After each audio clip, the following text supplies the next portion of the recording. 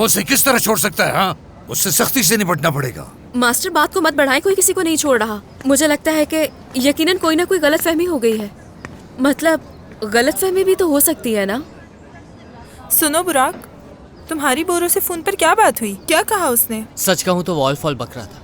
उसे खुद नहीं मालूम था कि वो क्या कह रहा है। उसकी अकल ठिकाने क्यों नहीं लगाई? ऐसे कैसे वो वापस नहीं आएगा? उसे आना ही होगा। हाथ पकड़ के घसीट के लेकर आए उसे। जाऊंगा, जरूर जाऊंगा। उसका हाथ पकड़कर नहीं, गिरबान से पकड़कर मर्व के कदमों में फेंकूंगा उसे। मर्व इस वक्त है कहाँ? दमीर साहब उसे अपने साथ लेकर गए हैं। अब वो कोई मजीद दुख न दे दे उसे। अब बस भी कर दो ना। वो ऐसा नहीं है।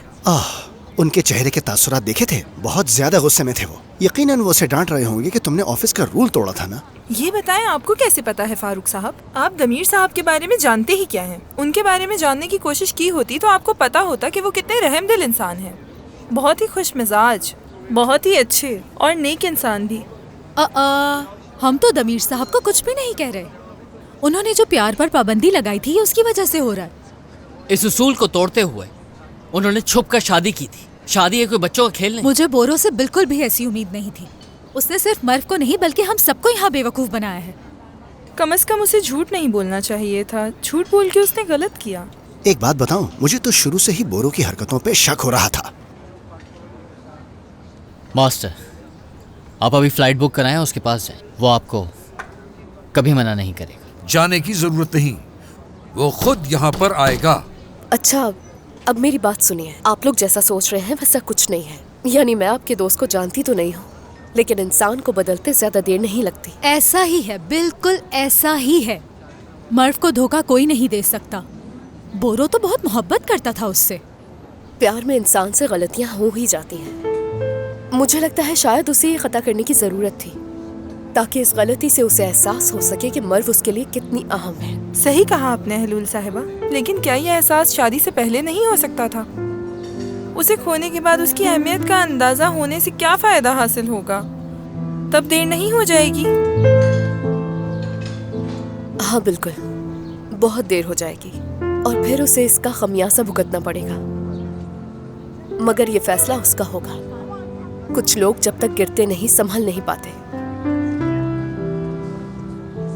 एलूल साहिबा ने सही कहा। हम सिर्फ मर्व को ये देखकर कह रहे हैं। बोरो पे क्या गुजर रही होगी हमें नहीं पता। मुझे लगता है उसे थोड़ा वक्त दरकार है। यानी हमें उसकी जाती जिंदगी में मदाखलत नहीं करनी चाहिए। उन्हें उनके हाल पर छोड़ देते हैं। हो सकता है वो लोग कोई ना कोई हल निकाल लें इसका।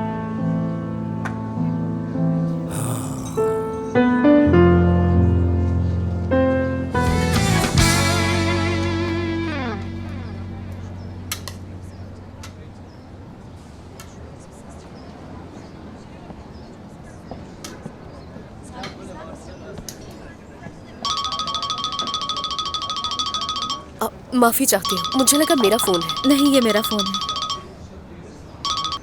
हेलो दमीर, कहाँ हो तुम लोग? हमें तुम्हारी और मर्व की फिक्र हो रही है। अगर आप सैलेड नहीं खाते तो मुझे दे दे। हाँ बिल्कुल, तुम ये सारा ले लो। ये तुम एलूल को दे दो। ठीक है, फिर मैं इस पे से सिर्फ टमाटर ले लेता हूँ। वैसे तुमसे यही उम्मीद है फारूक।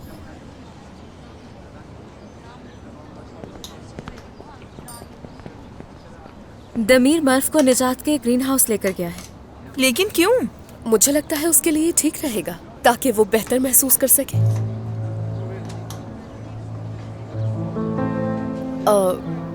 निजात, दमीर का वो गार्डन वाला दोस्त है ना? क्या आप उन्हें जानती हैं? उनका आर्ट गैलरी का काम मैंने देखा है।